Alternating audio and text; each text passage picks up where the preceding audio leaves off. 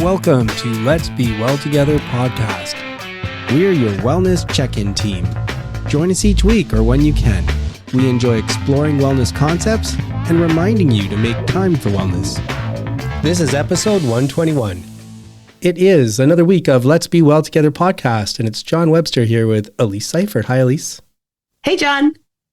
We like talking about quotes sometimes, and you're starting to send some, and there's one you want to talk about. Why don't you tell us about it? I would love to. So this is a quote by a yogi I had learned about when I was doing a yoga retreat, a teacher training course in India. And he is from central India. His name is Osho. And this quote is, "To be creative means to be in love with life. You can be creative only if you love life enough that you want to enhance its beauty. You want to bring a little more music to it, a little more poetry to it, a little more dance to it." That's a really nice quote. And it had me thinking. I like a quote when it makes me think in different directions. So on the positive side, I thought, wow, I wonder if that's why artistic wellness, that category, is such an important piece of overall well-being. You know, it's an opportunity as part of artistic wellness to create, but also if it's connecting here with so many good things about life and the planet and the people around us and everything else, I can see how that kind of brings harmony. That's exactly where my mind went first as well. I was thinking just about how important artistic expression is. And then it made me think about my experiences as a dance choreographer. I really feel like that's the way that I kind of express myself creatively. And I always think about how my dancing is really a celebration of music and how it brings out music in the form of dance and how it just makes me want to celebrate the music. Sometimes maybe it's not necessarily love that I'm expressing, but I'm showing a love of expression, I guess. You can come at this from different directions too. Like, so for example, I think a lot of times when other people are artistic, they're not saying, I'm going to be creative.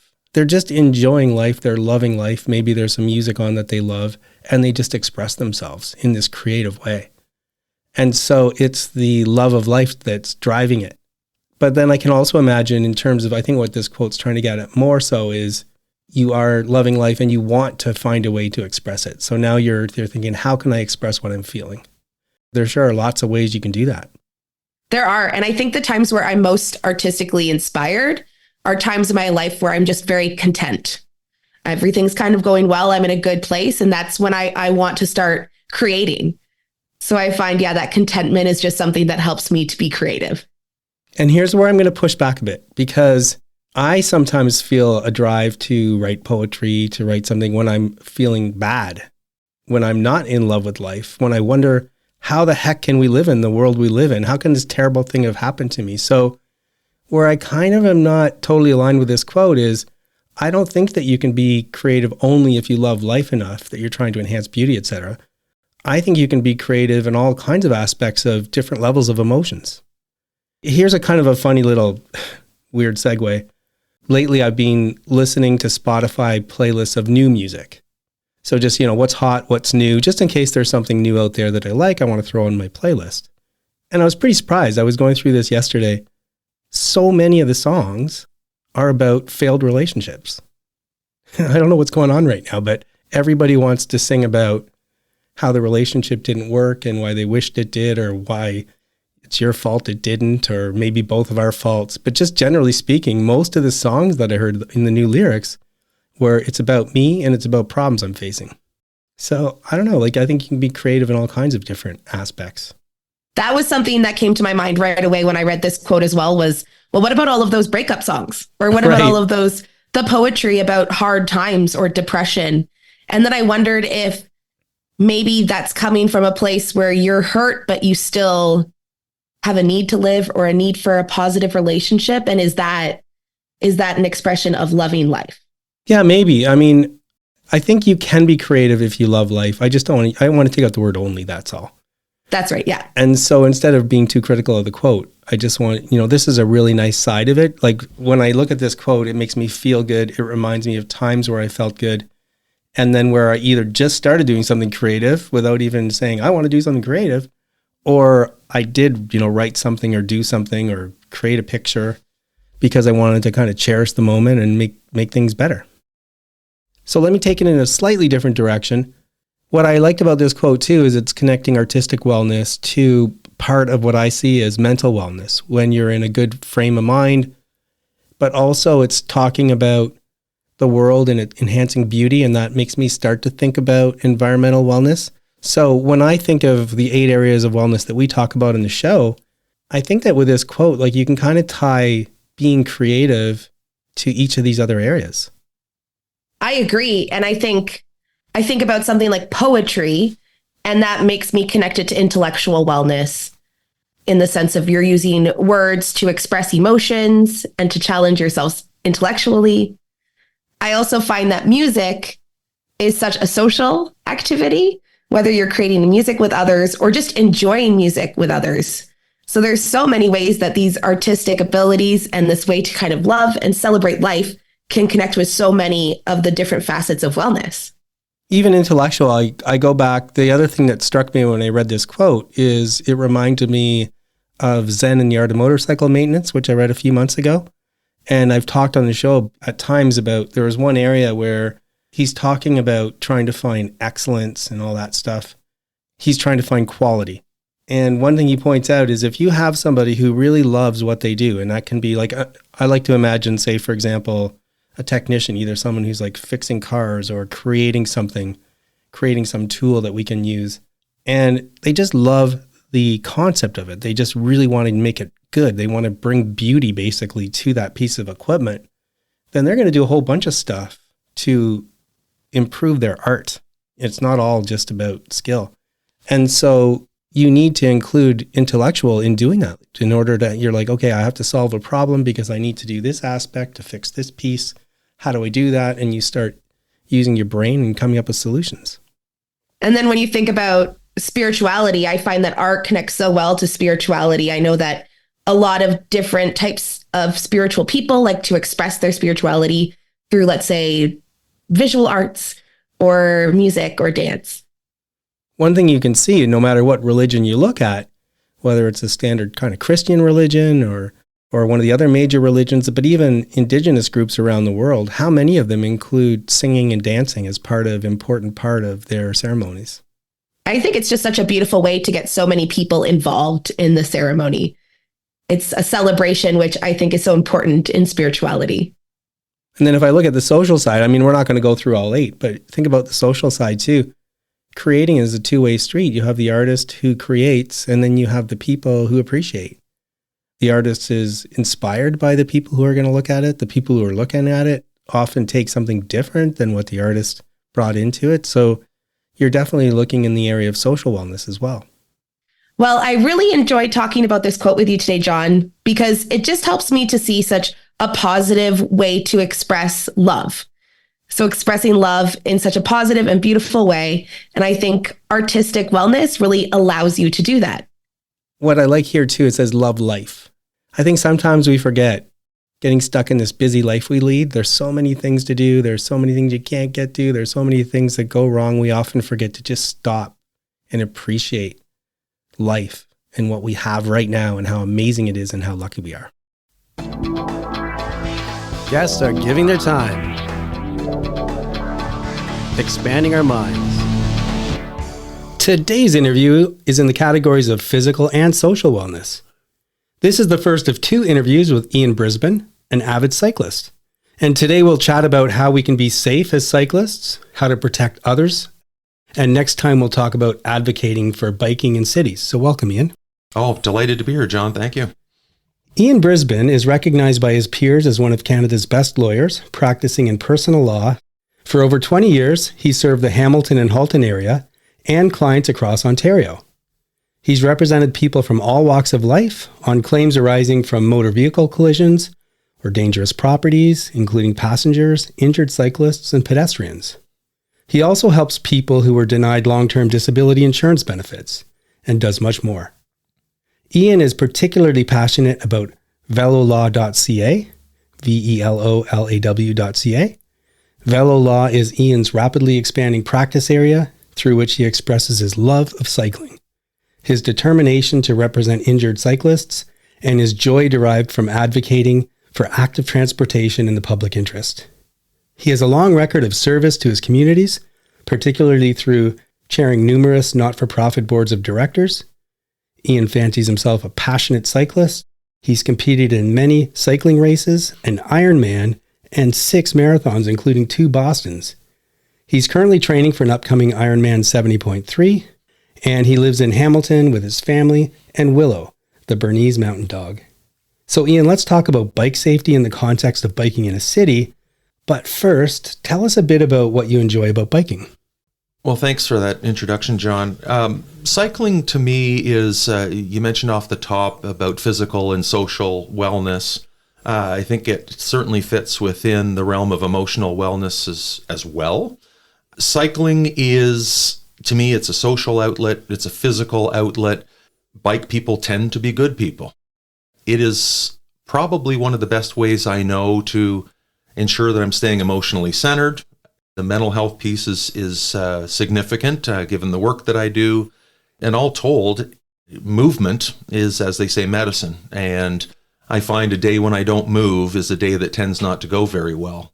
Cycling, whatever discipline it might be on the track or mountain bike or road bike or whatever, it's accessible, it's easy. There's lots of people who want to do it. So if you want to do it solo, great. If you want to do it in a group, there's never going to be any shortage of people to do it with. So I just find it's a really accommodating, just a good way to immerse yourself in your community and to derive benefit from it. Plus, you get to buy lots of gear.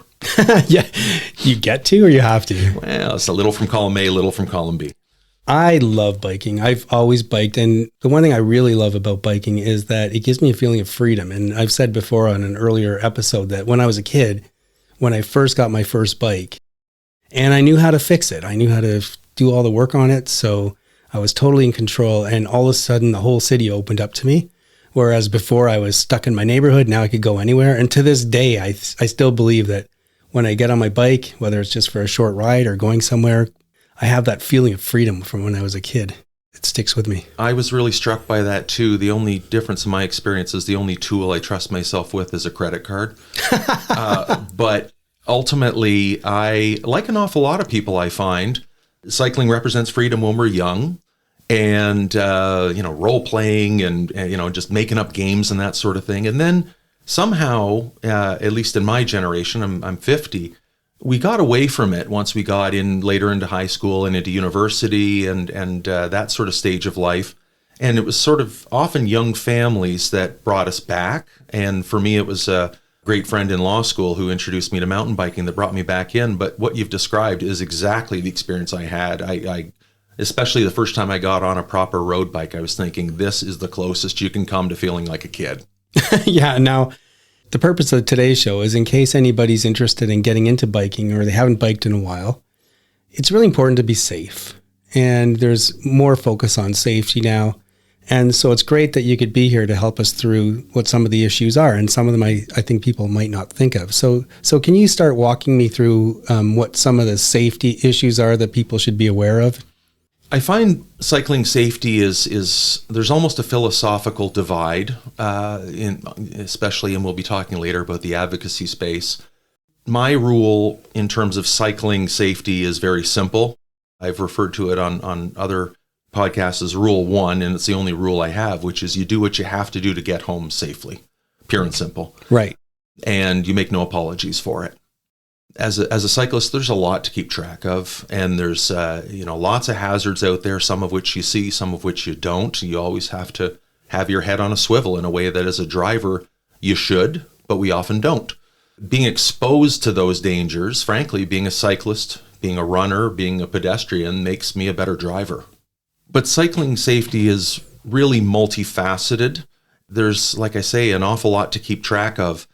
The best you can do is to look out for yourself. And one of the biggest things I would say to folks, and this is very, very easy for me to say as a 6'3", 220-pound white man, is to be assertive. Right. Be assertive and be clear about what your intentions are. We've all had those moments when we're driving, and lots of people dislike cyclists on the road, but to me, it's the assertive ones that I don't mind that as much. It's the ones who are, You're watching and you're just sort of thinking, oh man, anything could happen here. Now you just show some patience and give people some space.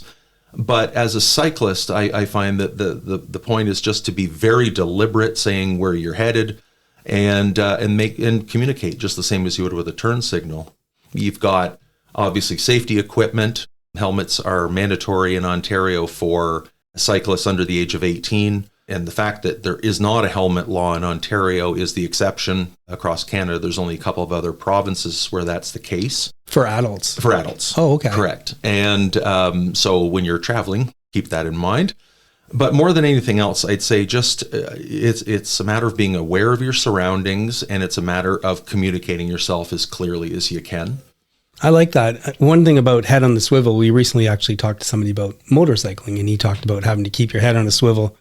Something I've learned from running that works with biking too is I'm always trying to make eye contact with the driver. So you say you as the biker should make it clear what you're doing. I like to make them make it clear what they're doing. That's a huge piece. And that's something that in particular is something that I'm increasingly focusing upon.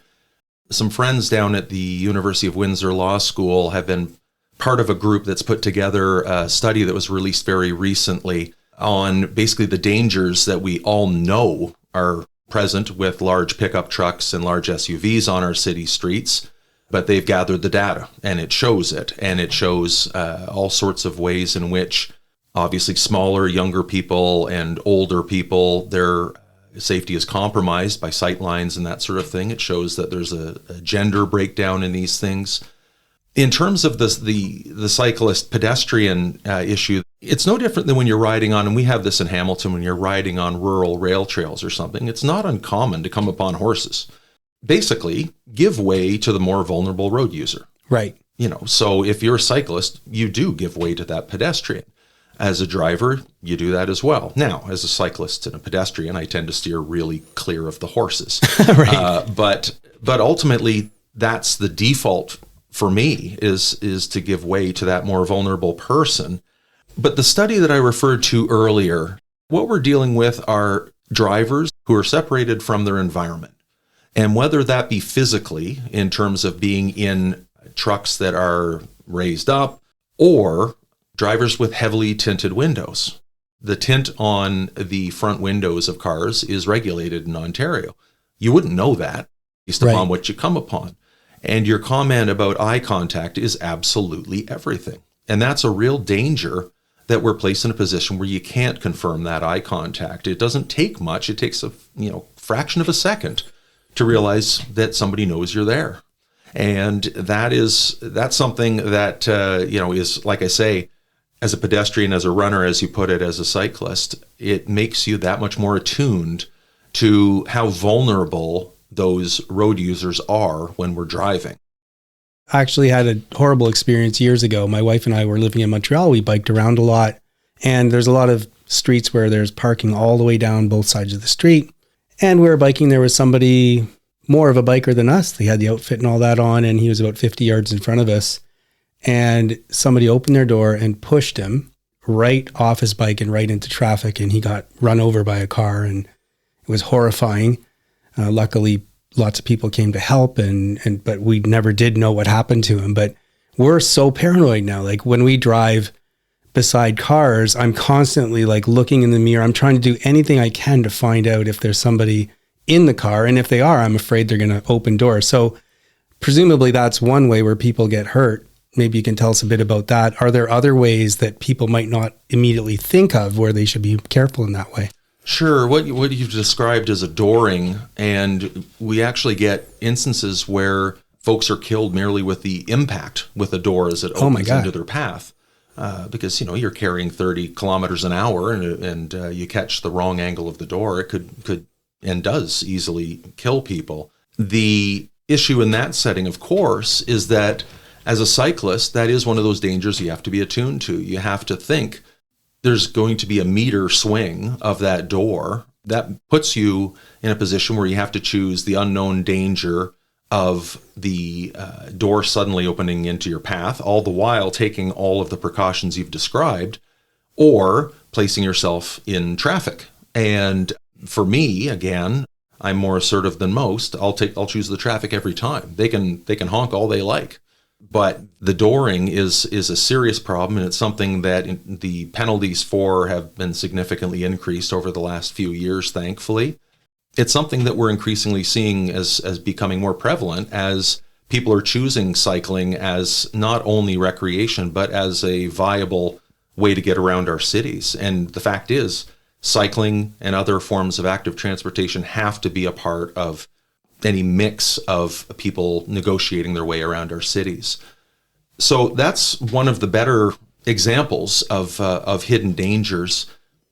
We've also got issues in terms of, obviously, road surfaces. You've always got to be looking forward. A pothole that would cause a driver to hammer and curse but continue on could very easily catapult a cyclist off. It comes down often just to acting as predictably as you can. And that's, in my experience, I've been struck by drivers a couple of times. And the one that is very frequent is what we call the right hook, which is when you're driving on the right side next to the curb of a car, and the car will turn right. And nowadays, it's not uncommon that they will do it right across even a protected cycling path, which leaves the cyclist no time but to basically T-bone them. Right. And that's a very common mechanism of collision, and it's one that we're seeing with increased prevalence. I find the practice that works for me is just fixing my eyes on those front wheels, because as soon as they start to turn, that you're going to see that before the car itself starts to turn. But these are risks that, as, again, folks engaging in active transportation, that we have to consider and we have to take into account that drivers simply don't. I know that for me as a runner, the one that often gets me, the one that they're the closest calls where I almost get hit, is I'm running along the sidewalk on the left side of the street, and I'm coming to an intersection where somebody's on my side and they want to turn right, and they're in a rush. So they pull up, they never look right. So they look left to see if a car is coming, and there's no car coming, so they don't even stop. They just keep going. And those are the ones where I really try and make eye contact, because I know because I've actually almost got hit. Well, I could talk about this all day, but we're running to the end of our time, and there is a question I ask every guest. Before I turn to that question, is there anything else you wanted to cover on the safety side? Thanks for asking. That I did want to touch on is, what do you do if you get involved in a confrontation with a driver? Okay. And that's part of the urban environment. It happens. And it dovetails neatly with what happens if you are pulled over by a police officer. Unfortunately, cycling is a bit of a hybrid activity. The vast majority of it's governed by the Highway Traffic Act, like any other vehicle. There are exceptions to that, and sometimes it's surprising how little law enforcement knows about those sorts of things. Riding two abreast, speeding, and for example, in the Highway Traffic Act doesn't apply to bikes. So it's easy to get into arguments on the road. Rule 1 applies there more than anywhere else. If you're in a situation where you feel that you're being unfairly ticketed, take the ticket, go home, deal with it later.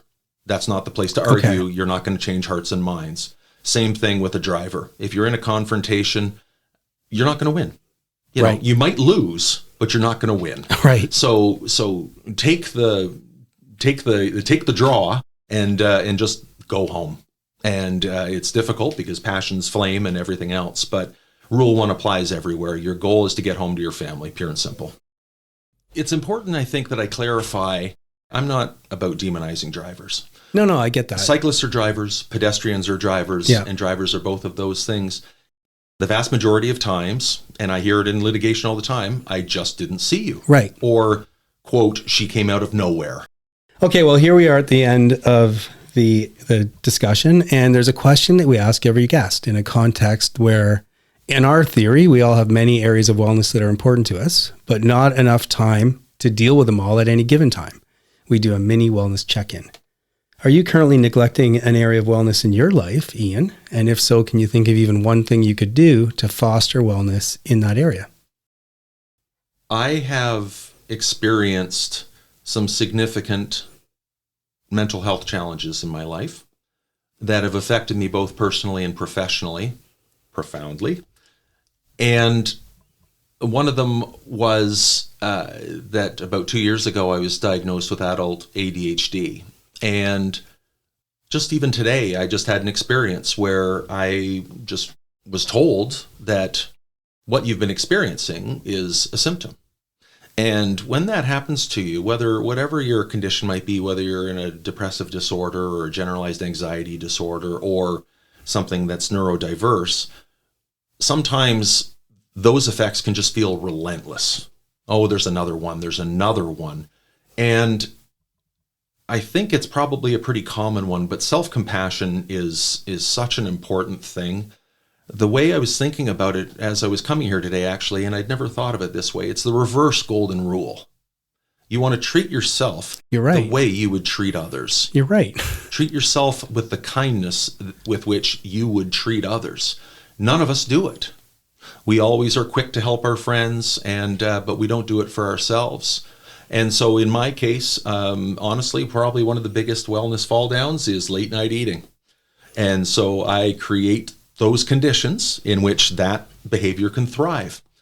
And as many people I'm sure can relate, I do it, and then I beat the heck out of myself for it. And self-compassion involves just being willing to allow yourself to fall down every now and again. And frankly, in my experience, we never learn anything by winning.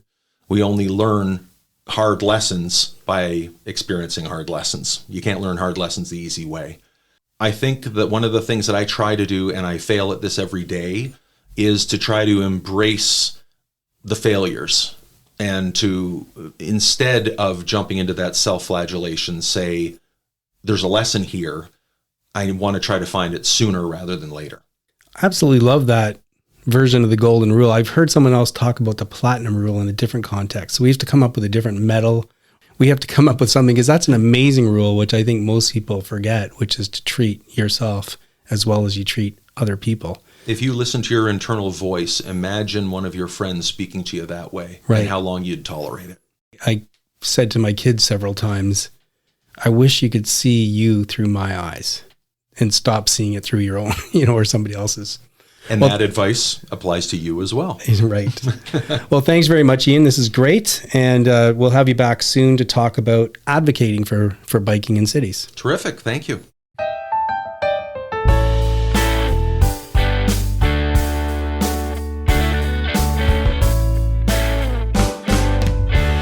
I'm Cameron, and welcome to another installment of the Adventures of the Starving Artist. Well, bit of a bummer today, folks. Here's the backstory. A couple of weeks ago, it was about time to make the appointment to switch over from my winter tires to my summer tires. And the day I was going to make that phone call, my car actually started acting up a bit. It was doing this weird thing where anytime I went near the throttle, it would misfire and stall out on me, which is not good. And considering that I drive every single day for work, to all various lessons and gigs and whatnot, it's kind of important that I have a reliable functioning car. So when I made the phone call, I explained, hey, this issue's cropped up. I'm pretty sure it's going to be something nasty, but would love to get this in and do it all at once and get it done. All right, sure. So we make the appointment for the next week. So I managed to limp my car through the next week. We make it through. And I get to the shop and it's in there all day. And they call me back and I go back in to pick it up and they hadn't done anything. But they charged me for the diagnostics. That stinks. Basically, they said, well, we found some issues, but we don't have time to keep diagnosing and fixing it today. That'll be a couple $100, thanks. So I wasn't very happy. I go home, I get it back in a couple of days later. They, again, look it all through. They find out what's going on with it, but they can't do the work. And so then they make an appointment for a week later. So I'm limping my car through the next week. It's not going well. Finally, I get it in there, and a big whack in the wallet later to the tune of over $3,000. Woof. And the car is running fine. And they switched the tires and all that. And I was feeling great. And that was a couple days ago. And so I'm running around doing lessons. And today, just a few moments ago, my very last lesson, my car is parked. And I'm teaching the lesson. And all of a sudden, the doorbell rings. And so the student's father goes to answer the door. And it happens to be the student's mom. And long story short, she hit my parked car. The one that I just got back fixed. So We got to figure that out, get it to the body shop. What a headache. Here's the kicker. About 6 months ago, the same thing happened with a different student. I was at a different student's house and someone hit my car, parked again. And so I ask, is my car invisible? Like, what happened? How does this happen? Thankfully, nobody was hurt. It, in the grand scheme of things, yeah, the front of it's kind of toast. But, yeah, nobody was hurt. Everyone's all right. That's what really counts. But good heavens, what a headache. What a bummer. Like, I just got it fixed. I just got it back. Ugh. The saga continues. Hopefully, it's a smooth, quick repair, and I'm not stuck with a rental for too long, and it's not too much of a headache to sort out. But there you go. A day in the life of the musician, especially one who has to drive all the time. That's it. That's the skinny. What an adventure. What a headache. Ugh. I hope you're having a better week than I am. Hang in there, everybody. I'm Cameron. This is The Starving Artist. Until next time.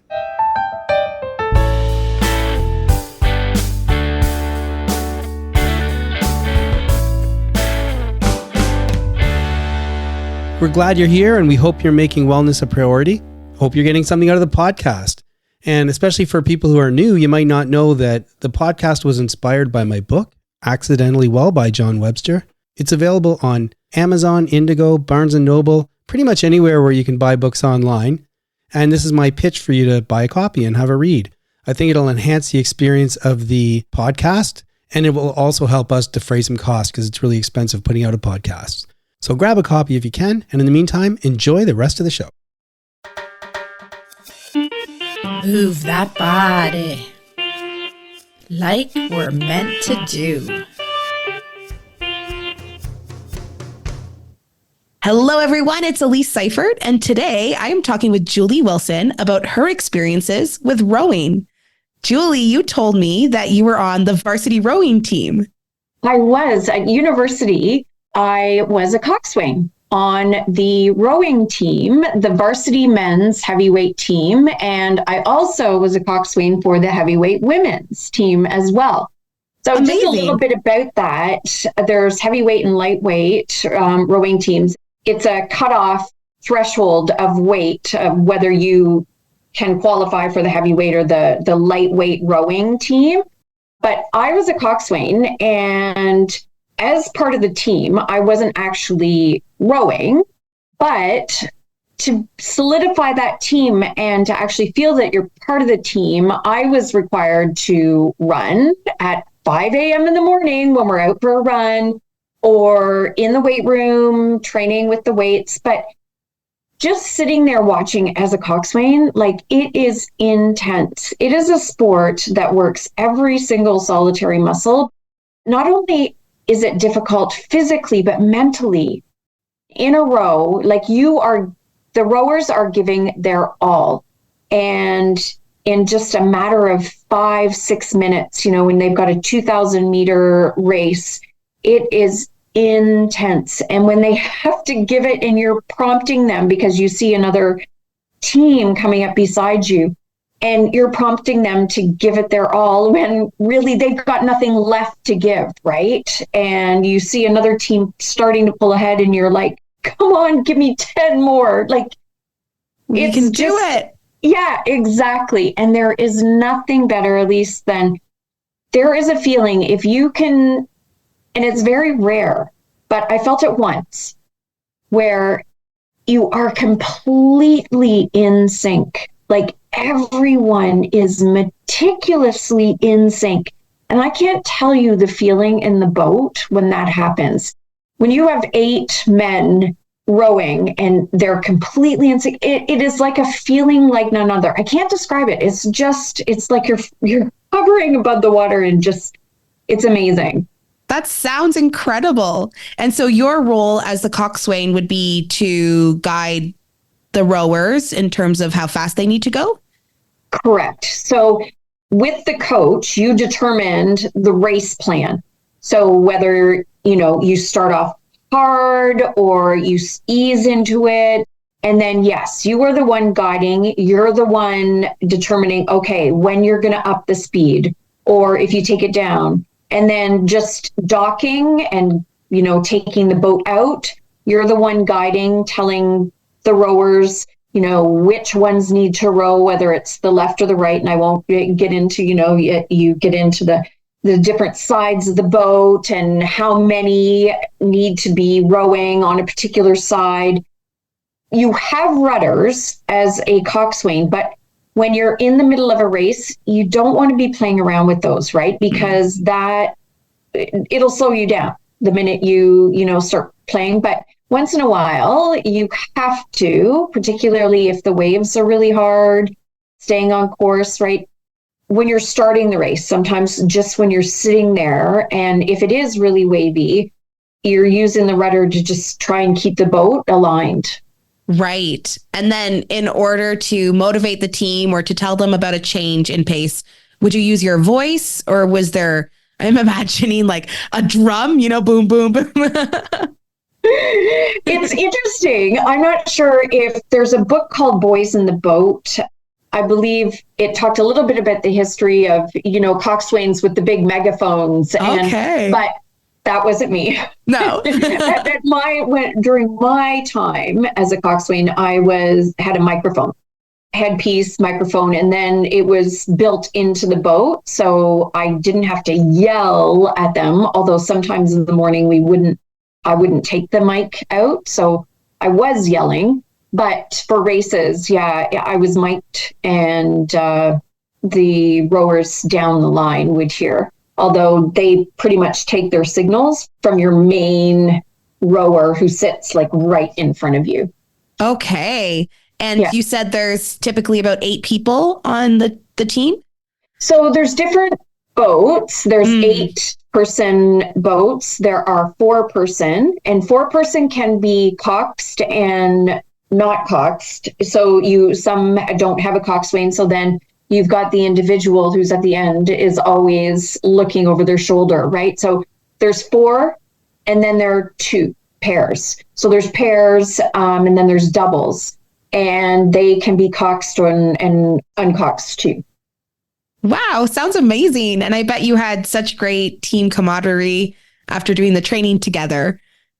It was amazing, right? You really, it's one sport where you come together as a team. You think individual, rowing, and you're in your own space, but really as a team, you come together. It's incredible. Oh, well, thanks so much for sharing such a great experience. Thanks, Elise. It was a lot of fun. There's a thought. Popped up while running. I mentioned a couple weeks back that I'm getting back into being a long distance runner. Feeling good. I'm enjoying it. Another thing I'm doing is trying to put a little more focus on my runs.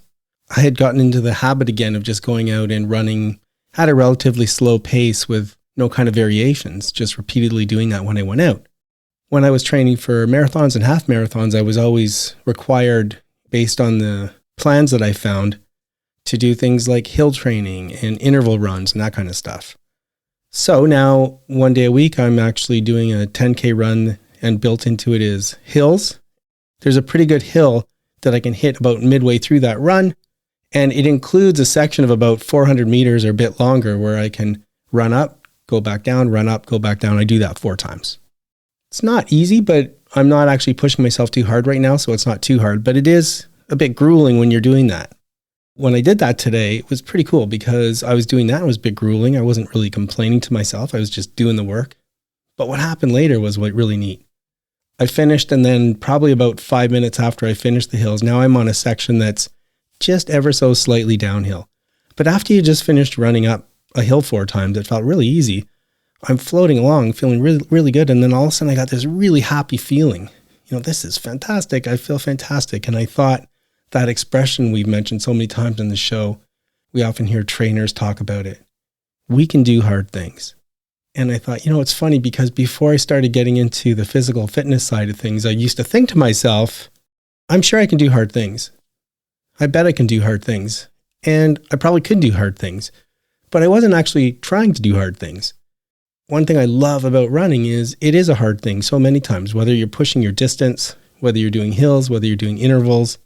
It's hard, and you find yourself saying, come on, you can do this. Keep going.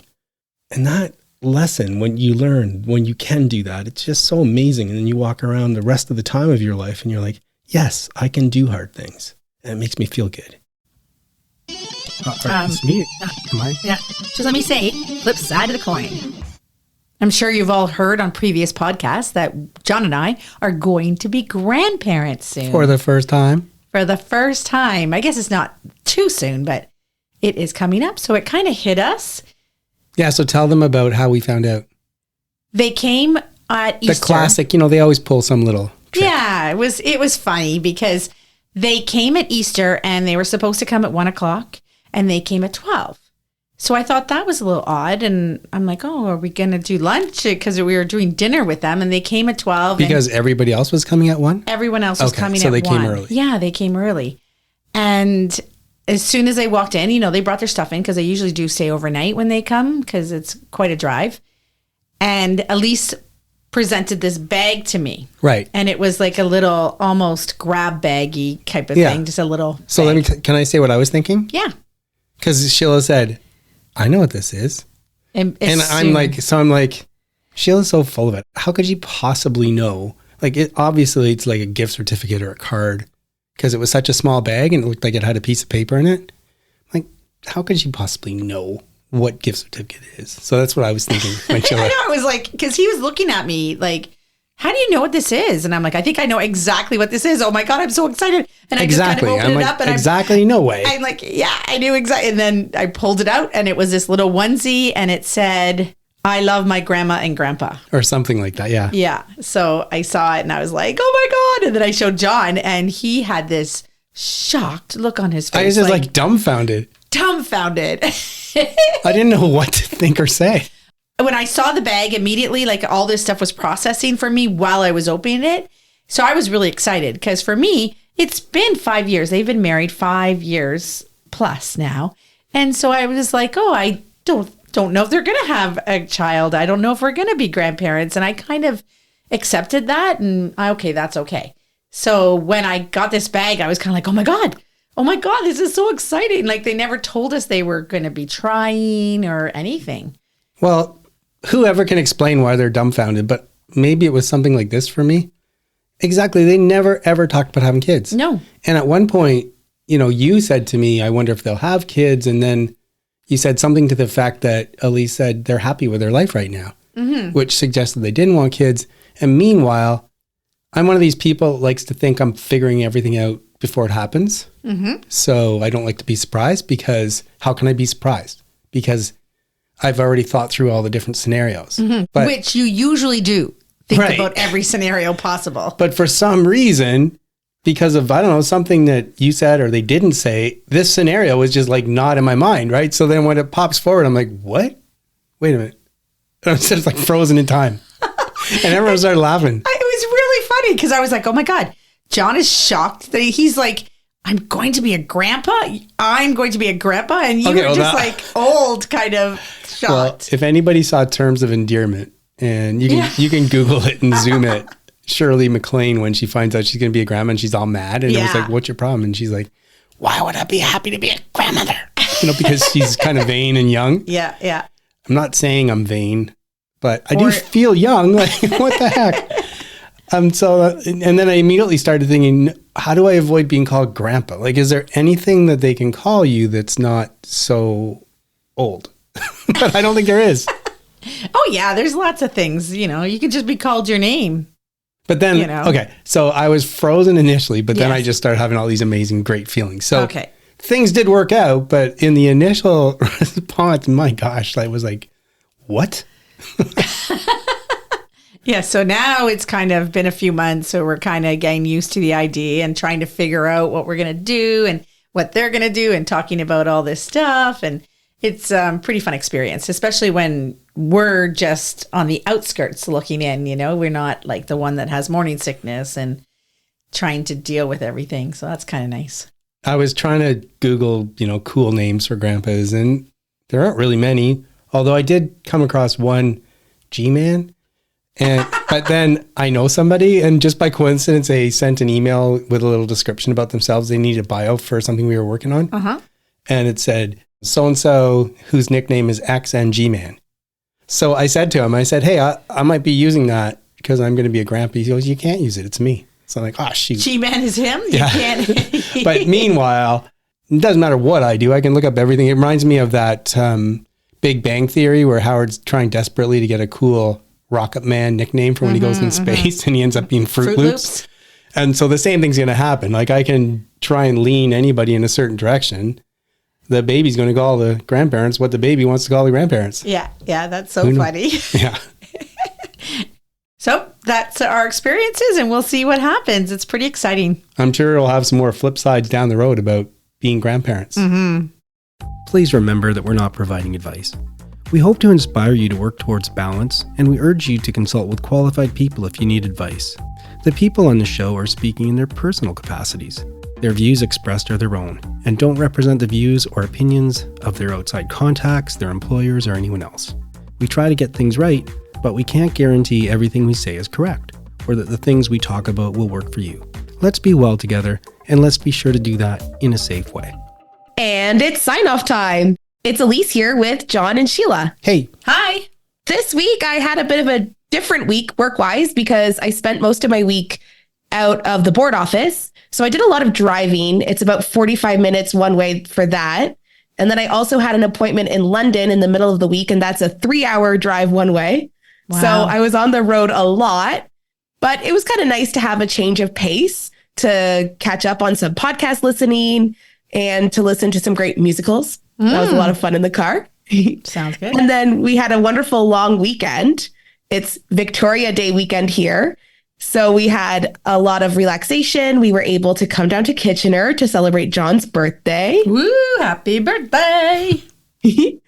And then we also got our backyard ready for summertime. Good for you. So all of our patio furniture is set up and we put in our vegetables in our vegetable garden. We're trying cauliflower this year. So that's new for us.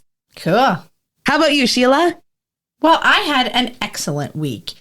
I was planning John's birthday, so there was lots of things to do, trying to get everything organized and planning, and everything turned out great.